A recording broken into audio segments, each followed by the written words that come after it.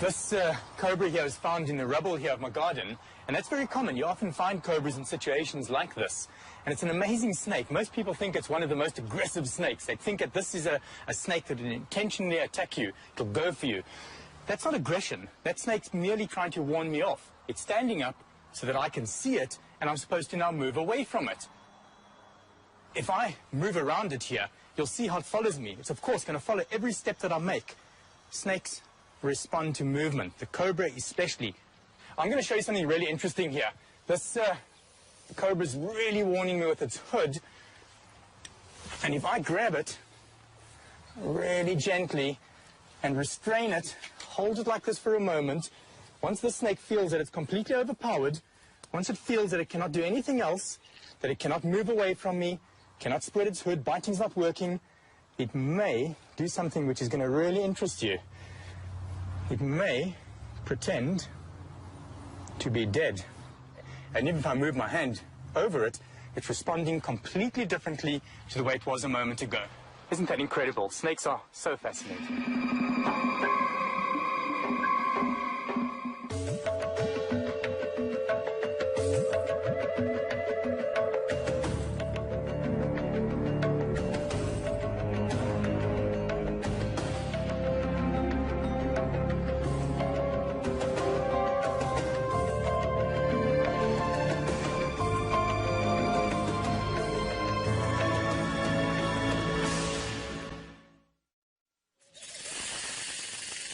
Snakes are reptiles most of us prefer not to meet.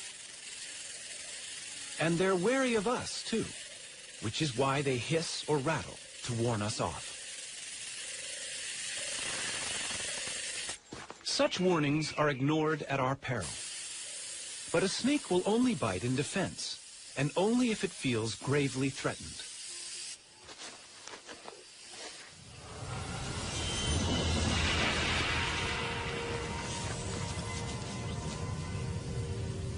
It's easy to imagine the snake as an aggressor, the snake in the grass, a deadly foe. But why does this image send a shiver of fear down our spines? In shape and movement, they are so different from us that legend and folklore have given them a sinister reputation they don't really deserve.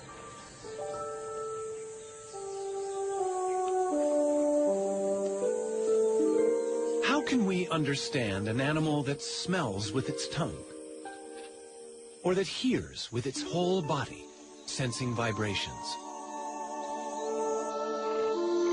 The hypnotic stare of its unblinking eye can seem as alien as its apparent rebirth through the shedding of its skin, sloughed off like a scaly ghost of itself.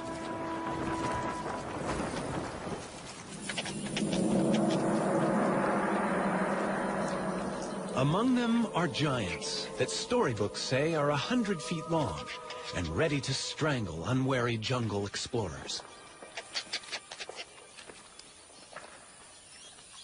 And yet, there is this little guy, a thread snake, very friendly and not deadly at all.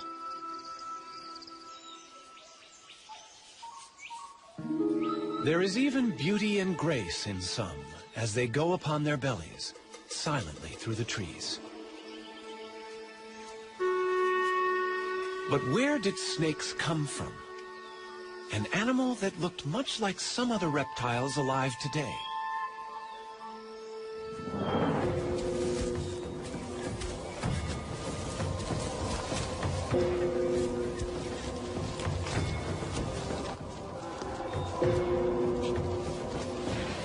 It's hard to believe that snakes have anything in common with creatures like this. But in fact, every reptile descended from the same ancestor, multitude of ribs, are able to move quickly in several ways. The serpentine crawl of the cobra. Most snakes move like this.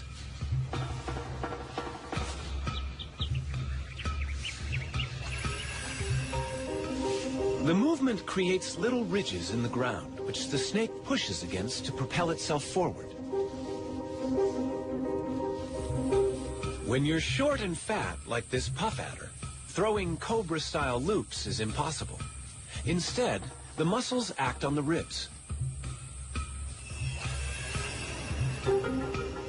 As the ribs move, the snake's scales grab hold of the ground, and with a series of rhythmical contractions, the snake rows along in the sand.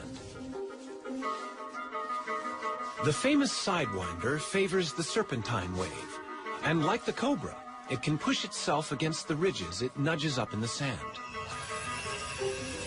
By moving sideways, it needs only 2 points of contact on the very hot sand. At any one time, most of its body is held in the air. Legs? Who needs them? There are different problems for a tree-climbing python in a rainforest. To reach across a gap, it can stiffen sections of its body, becoming its own ladder from branch to branch.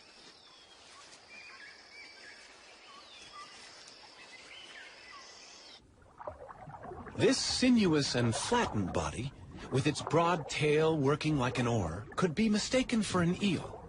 But this is no fish. It's a sea snake. Most snakes can swim, though even the sea snake must interrupt its hunting now and then for a breath of air at the surface.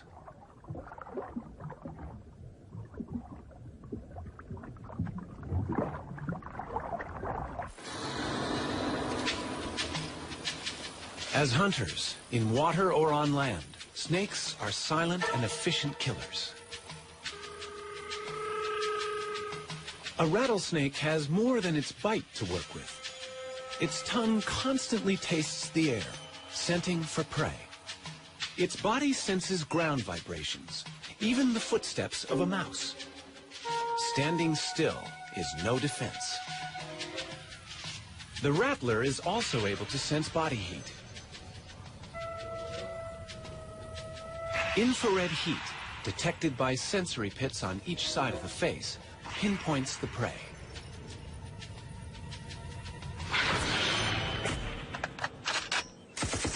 Their high-tech weaponry has been around long before ours.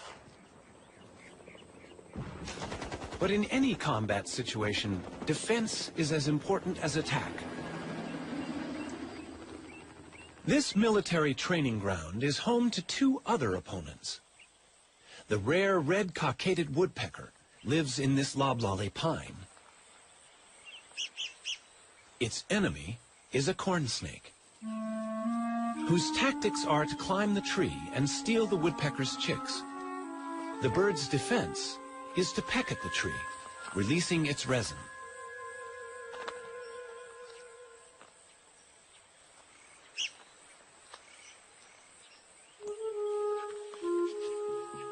But how can resin repel this relentless invader?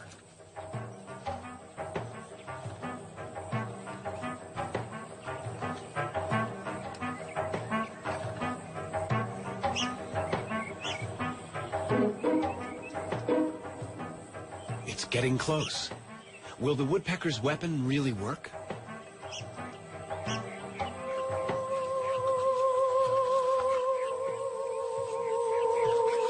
The resin goes into action. Seeping between the scales, it irritates the snake's skin.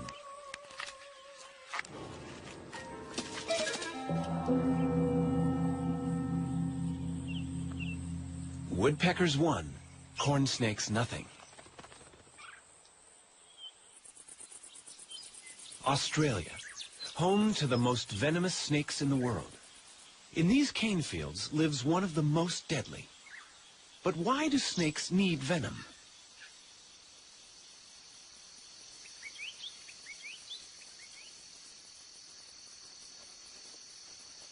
This inland taipan is hunting rats. The cane fields are alive with them. But they are dangerous prey. Rats can bite back.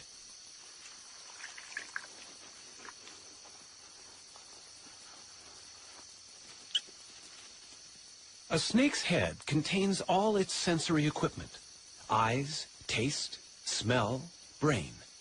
And the head is vulnerable.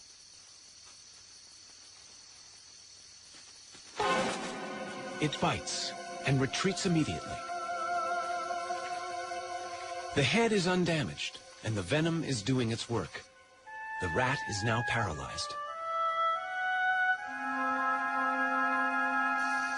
The snake can safely approach its prey.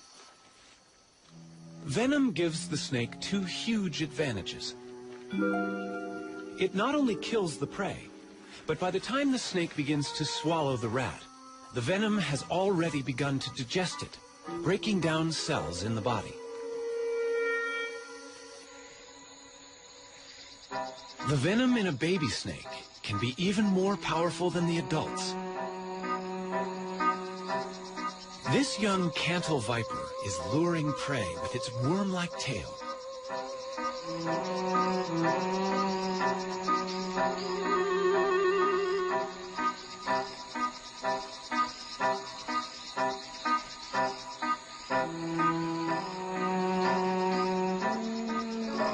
The frog is deceived by the enticing movements.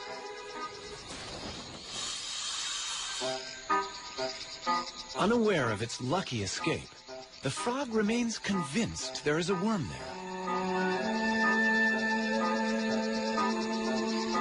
Amazingly, the frog seems unable to see the snake.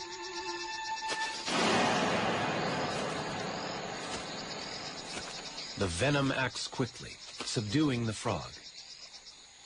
The young viper catches mainly amphibians, but as it grows older, the chemistry of its venom will change to suit other prey.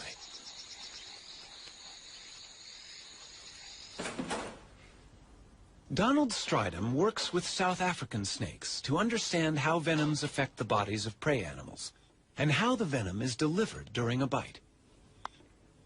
The snake that I've chosen here is a puff adder, and they've got the very long front-hinged fangs with a cytotoxin, a cell-destroying venom.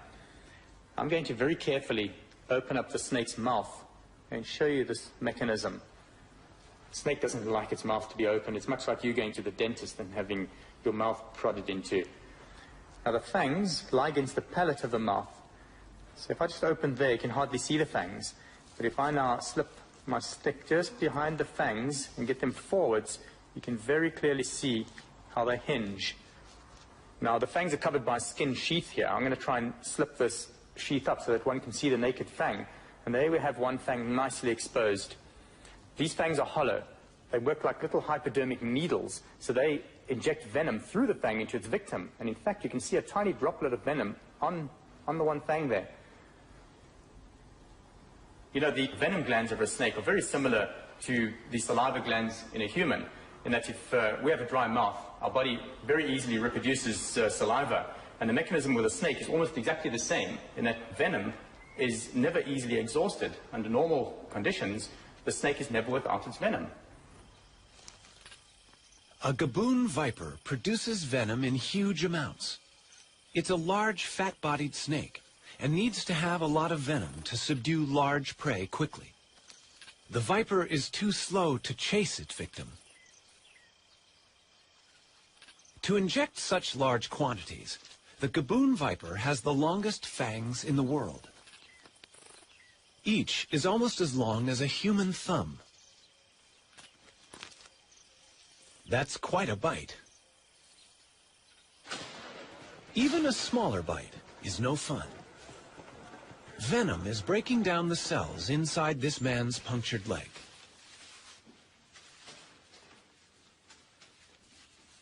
He's not feeling too bad now, but measurements show his leg is swelling fast, a sign that the snake injected a potentially fatal hit of venom. Blood vessels are rupturing. Fluid is accumulating as tissues break down. Only the correct antivenom can stop the process before vital organs are damaged. Antivenom is a specially prepared fluid, a serum containing antibodies, proteins that will neutralize the venom in the snakebite. The patient has survived the night, but the tissue damage continues for a while. There is still venom present. Although snakes are not trying to kill us, it's worth knowing how some of them bite. The next snake that I have here, it's Africa's most venomous snake.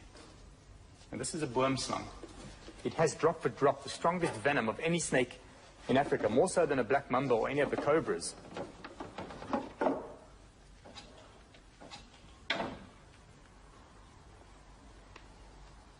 Most people think that a black-fanged snake can't bite onto a large part of your body. Most people think that the boomslang can only latch onto your earlobe or small finger.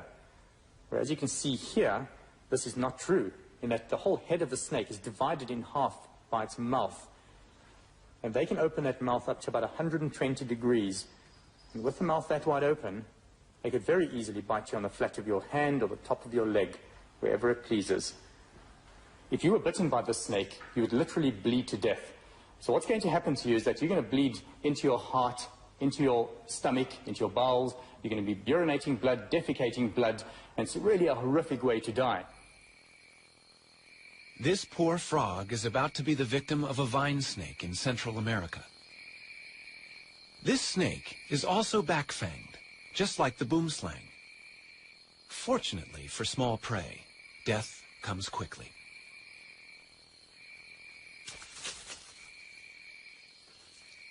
The venom of some snakes with fixed fangs attacks the nerves. But now the front fixed fang snake that I've chosen is a snouted cobra here. These fangs are much smaller than the front hinged fangs of an adder. Those fangs don't have to fold backwards. You see, they remain erect in the mouth. So the snake merely has to snarl its mouth and so inject its venom. And sometimes a mere scratch is enough to kill you. The neurotoxins would interfere with the neural communication system of our body and paralyze the vital organs, so the heart or the diaphragm muscle, and one would die from asphyxiation. You literally cannot breathe and possibly die of heart attack. In most countries where people face a daily risk of encountering snakes, wood piles and exposed trash heaps are surprisingly common, yet all can encourage snake trouble. Wood piles provide shelter for snakes, and trash attracts rats. What better prey is there here in Africa for a black mamba? 6 feet of powerful hunter, it haunts the outbuildings and can strike like lightning with a quick-working venom.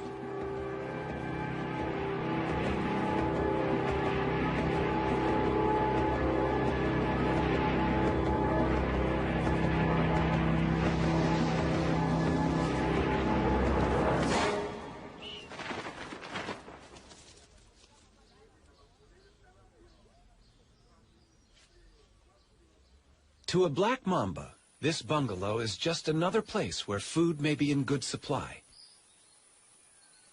Inside, Tony Morgan confronted an uninvited guest, and it bit him.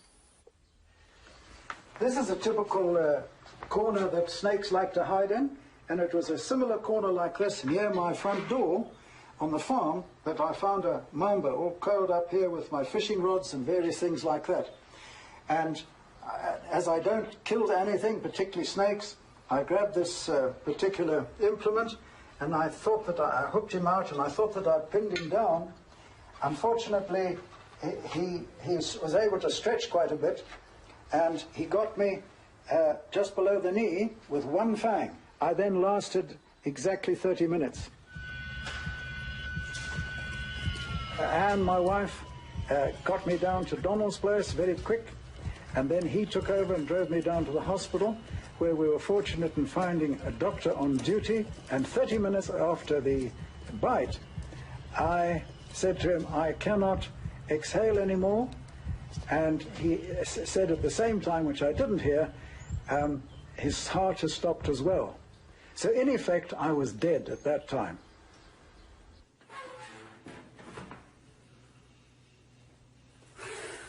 Bill Haast in Florida is the kind of person to whom Tony Morgan owes his life.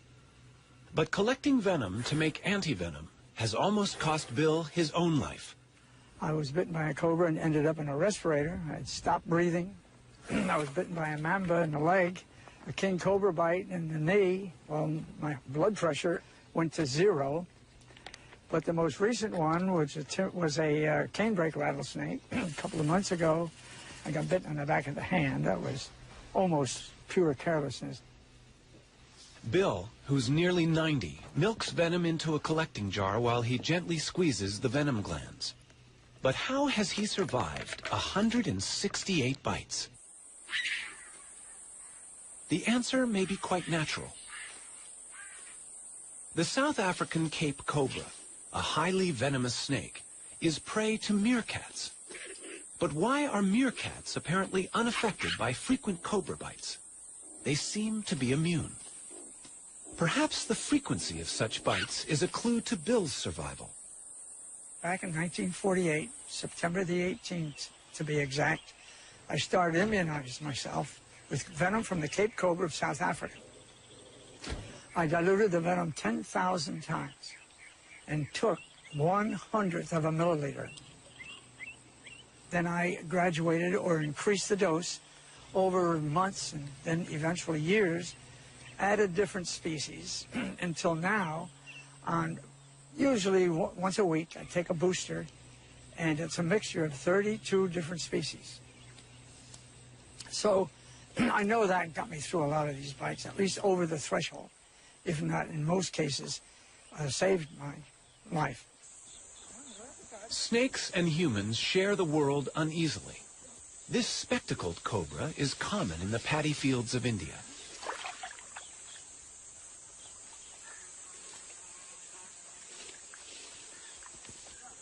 Every year, more than 10,000 people are killed here by snakebite. Antivenom is unavailable. For the same reason, snakebite is a major killer across Central and South America, Africa, and Southeast Asia. It's hard to arrive at an exact number, but at the lowest estimate, 50,000 people die each year.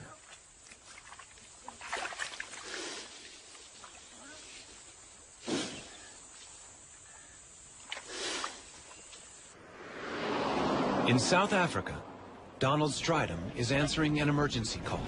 In this part of South Africa, we have a lot of venomous snakes. People are active in the fields here. They often come across snakes, they find them in their houses, and that's when we are called out.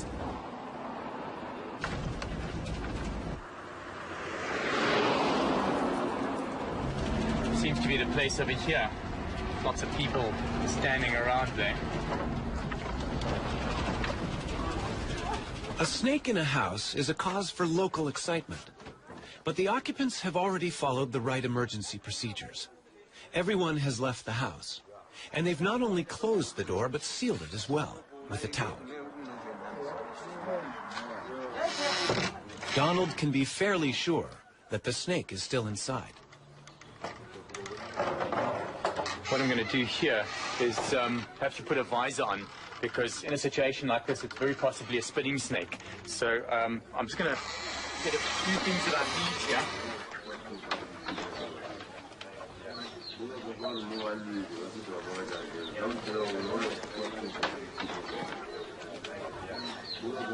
Yeah, there's really a lot of hiding places here. The snake could be anywhere. This is really, yeah, it's a bit dark in here as well, so one's going to be really careful. Just take care where you walk over there. You take it easy. There are places around here where it can easily just spring out on you. So if you guys just stay back a bit there. I'm going to have a look in these dark areas.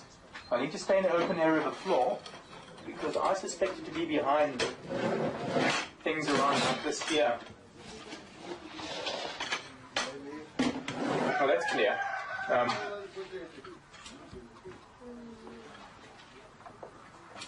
You know, we could so easily find a mamba in a place like this. And these things are like coiled springs. I mean, once it feels that it's not hidden anymore, it could just come flying out.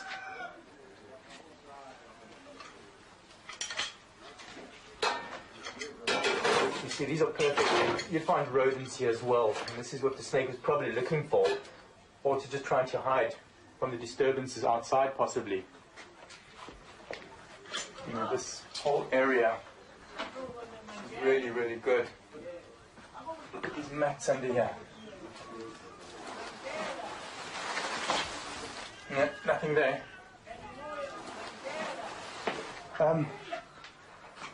You know, I don't know. Sometimes they even find an escape. They could actually maybe even get out from where the door was plugged out there. It could have pushed past there.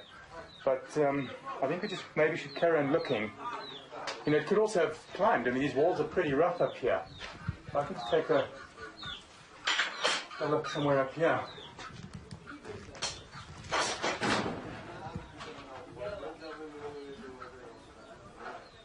Nothing there. Well, whoops, there's something up there. There's something in the corner over there.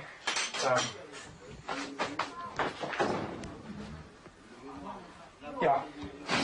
Okay, without a doubt, that's a mamba. It's a black mamba. There's a piece of coil just around between the roof and the wall there. We know that mambas are very, very poisonous. I mean, if this bites us, we're quite far from a hospital now, so we've got to be really, really careful. And if you can just stay in the furthest corner away from me there, just out of my way, I'm going to bring it down and just get it straight past you outside, and then deal with it, get it into the bag.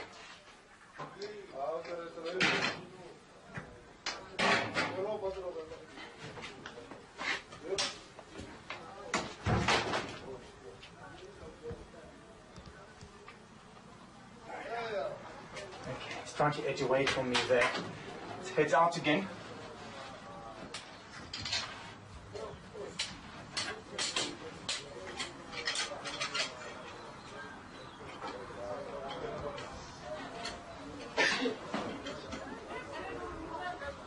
Yep. It's opening up its black mouth at me. It's warning me. You know, it's interesting that the snake doesn't just come out attacking, but at this stage, having it like this, obviously feels threatened. At this stage, it'll bite whatever comes near to its mouth. And it's a big snake, bigger than I thought. It's a long animal. Just watch it behind me there. Please don't just come any closer than that.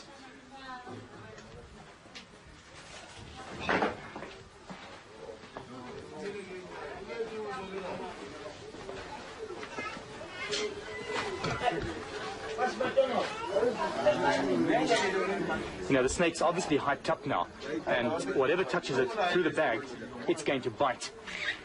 And you can see through the bag here. I'm going to just pin it down to the side, make sure that it's safe in one area, and then I'm going to release the head. Just take care, they don't come too close. Now, you just touch that bag and this thing bites. I'm going to find a safe place to release it. Let's get it in there. And I think I should go and reassure the lady here that her house is clear of snakes and that it's safe to go back in again.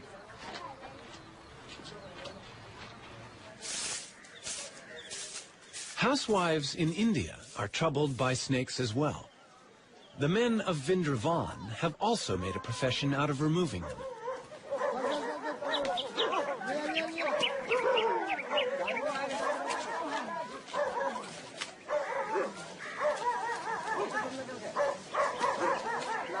He's not going to let this cobra go free. For hundreds of years, this has been a village of snake charmers.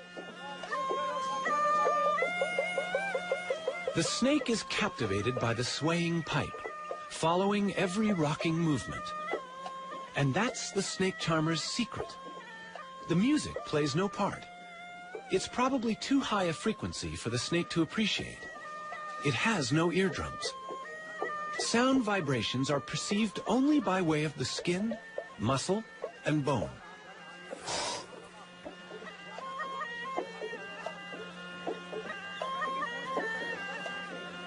Bites are a routine hazard for charmers, but they have a special snake stone, which they believe can magically draw venom from the wound.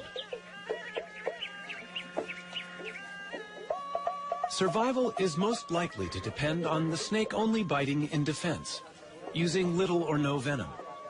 Also, the victim himself may have received many mild bites in his lifetime and developed some immunity. But the piece of soapstone is the treatment they believe in.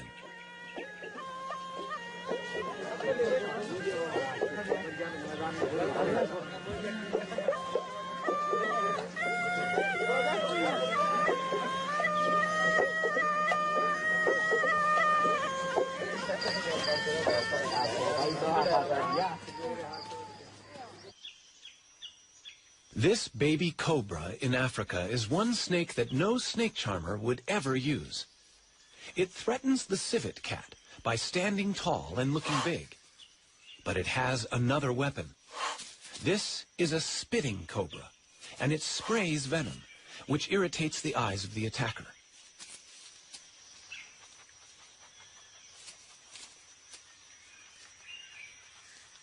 It's not lethal, but it works.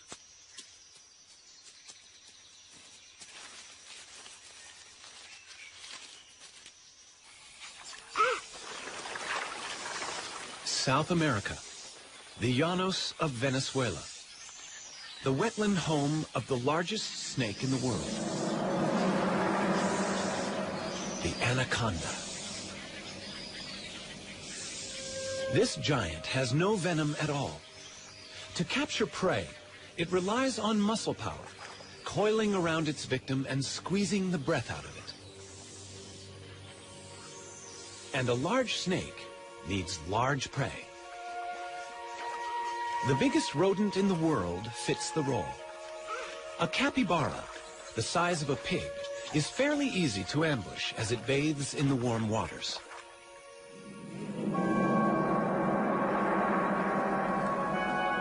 The snake must have teeth strong enough to hold on to such lively prey, and be ready to loop its body tightly around the capybara to avoid being bitten or scratched.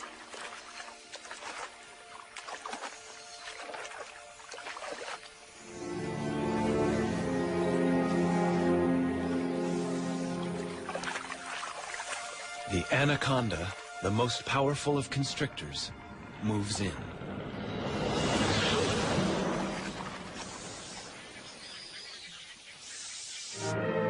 Look out, Jimmy. Hold that head, hold it. Mike hears Jimmy's cries for help.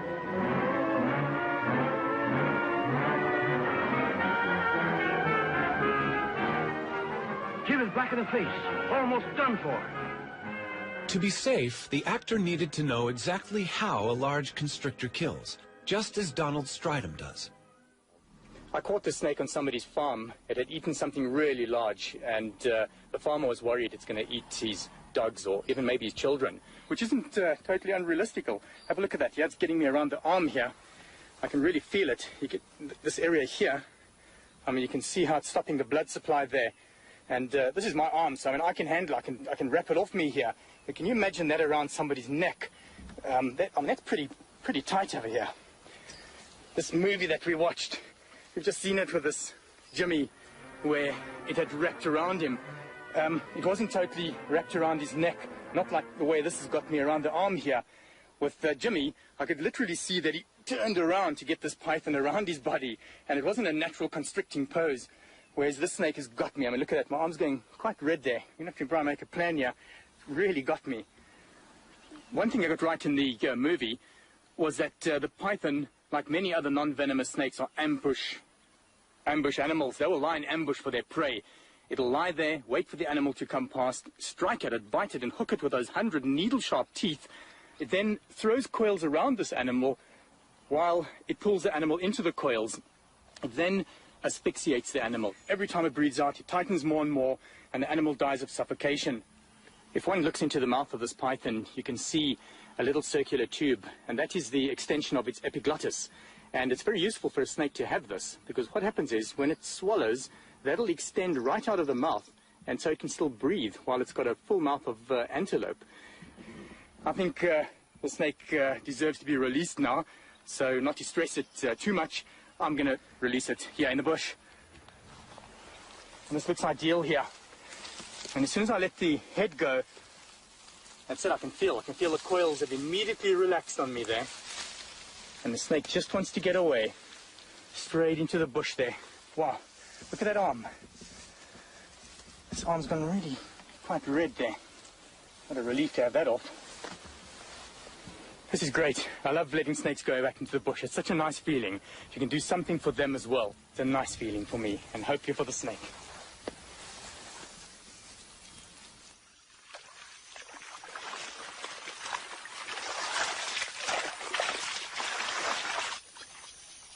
Back in anaconda country, there's someone who's trying to do good things for them as well. Anacondas have killed and eaten people, but that fact does not deter Maria Munoz. At the ranch of El Cedral, the petite Maria is on the track of her favorite animal.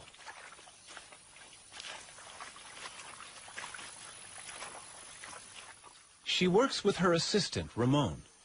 A snake longer than 10 feet always requires 2 people for safe handling. How many males do we have? It's the breeding season for anacondas, and Maria recognizes this group as small males. She hopes they will lead her to the much larger females somewhere nearby. The males are placed in bags to keep them out of the way. The female they find is 13 feet long. Maria uses a trick to calm it down. No. She dips its head in the mud so it can't see. She was very quiet. Y le vas a poner en la cabeza.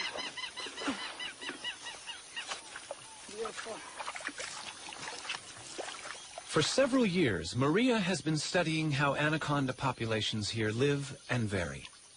The tail, I would like to know is new one or she had a mark. Let me see the cloak.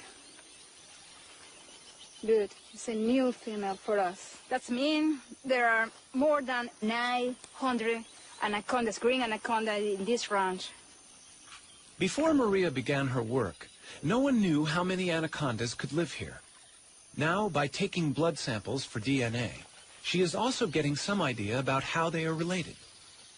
But of course, she still needs to know how long these giants are.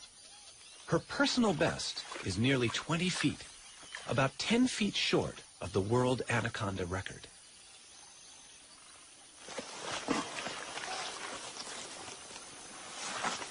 Yeah.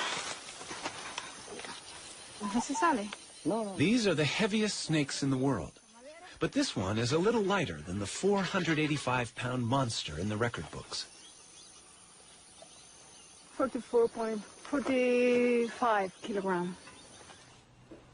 Some snakes, like this South African tiger snake, not only constrict their prey, but are also venomous. I've got the tiger snake's favorite prey. It is a striped skink. Now I'm going to bring it in closer, and you're going to notice that the tiger snake will bite and poison its prey, also wrap around it to constrict and kill. Now this is of course a dead skink, so I'm going to move it around so that the snake thinks that it's alive.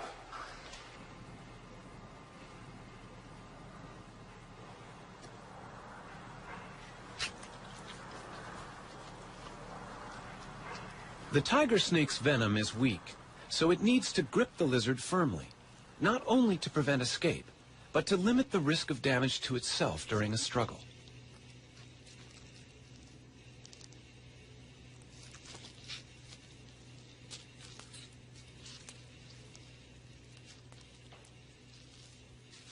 Even more remarkable is an African egg-eating snake's ability to get its mouth around an egg.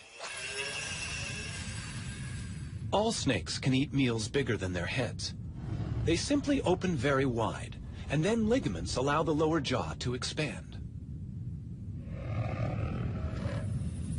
Still, the egg cannot be crushed until it reaches special bones in the spine, which can pierce the shell.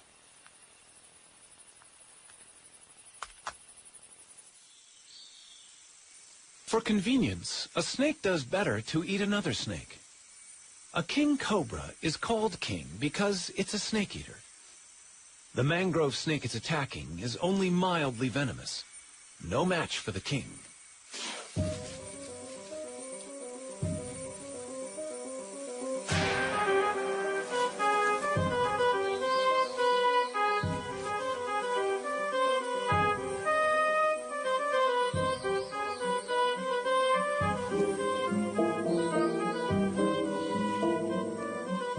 It's not easy for the king to judge exactly how long this meal is. But since the king is the largest venomous snake in the world, chances are the victim's tail will be reached easily and swallowed. It's good to be the king.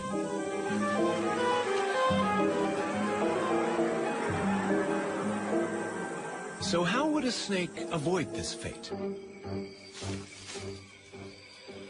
One way would be to play dead. This eastern hog-nosed snake is giving his best performance. Its play acting must convince a threatening indigo snake. There is an interesting moment of standoff, but the actor has another defensive card to play. A gland in its tail emits a smell of death to go with the gaping mouth. It's the performance of a lifetime, and the enemy is fooled.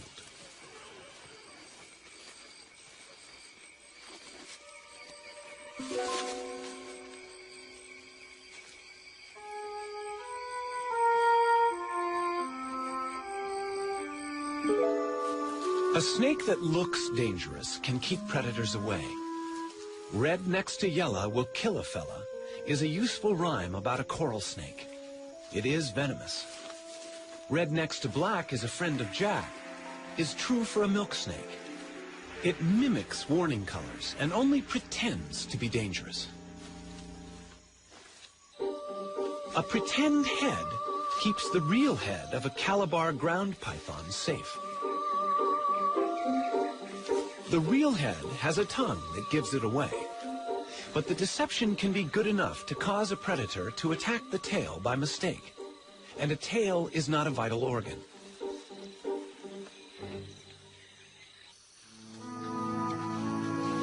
Often the brilliant colors and patterns of a snake's skin are not a warning but a subtle camouflage, matching its surroundings. And to us, it can look beautiful.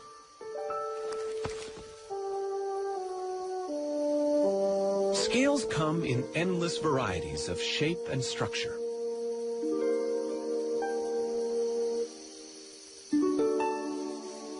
In the wild, snakes are not easily seen, a useful quality which suits these masters of ambush perfectly.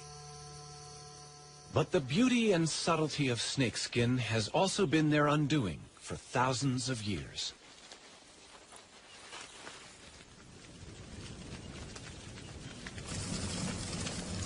Fire is traditionally used by hunters in Cameroon to expose the hiding places of aggressive rock pythons. Entering an aardvark burrow to retrieve so vicious a snake is a risk few men will undertake. Once this nightmare task was a test of virility, a rite of passage. Crawling inch by inch on toes and fingers, the hunter moves toward the angry python. His companions keep track of his progress. They may have to rescue him. The heat is stifling.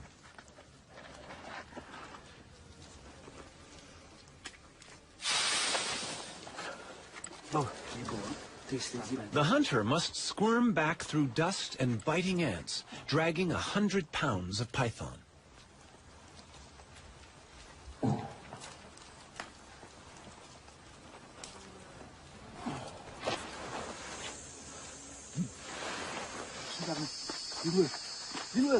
His companions take over.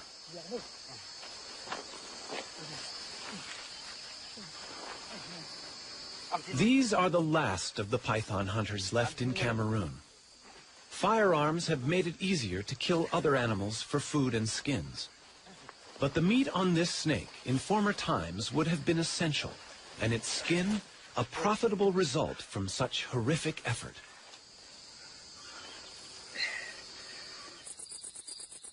As any snake grows, it must shed its outer skin like an overtight suit. The new scales revealed are at their best. The cast-off skin is discarded, and with it also go most of the parasites that have attached themselves to the snake.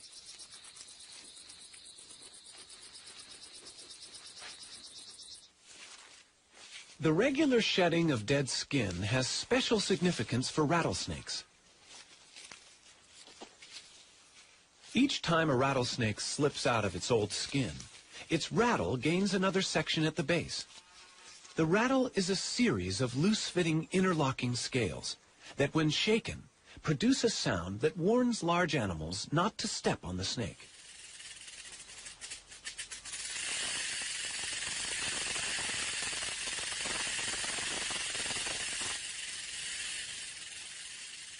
Although only a warning, the rattle has been the snake's downfall. Their noise makes them easy to locate, and as a result, tens of thousands are killed every year. I hate rattlesnakes. J.P. Jones sees rattlesnakes only as potential killers of people and livestock. He's hunted them since he was a boy. But recently, he's finding it harder to find them. He simply can't hear them, even with the listening apparatus he designed himself. There are rattlers around, but many are becoming quieter. Ruthless hunting is exterminating the loudest, and a greater proportion of snakes with weak rattles are living and breeding. Not having a loud warning, of course, makes a snake even more dangerous. But J.P. is undaunted, and his roundup goes on, presumably until only silent rattlesnakes survive in his part of Alabama.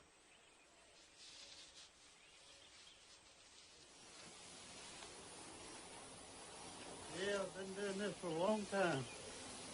78 years old, but I still enjoy it. Getting rid of snakes anywhere is never the good idea it might seem. Farmers in Vietnam didn't value the many snakes that once lived in the paddy fields until they vanished. The snakes were trapped for food, and the rice crop was attacked by rats.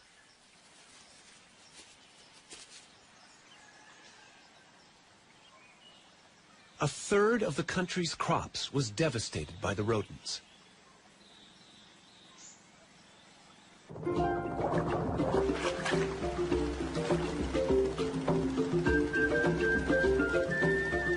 Only the return of natural predators, such as pythons, could save the farmers' livelihoods.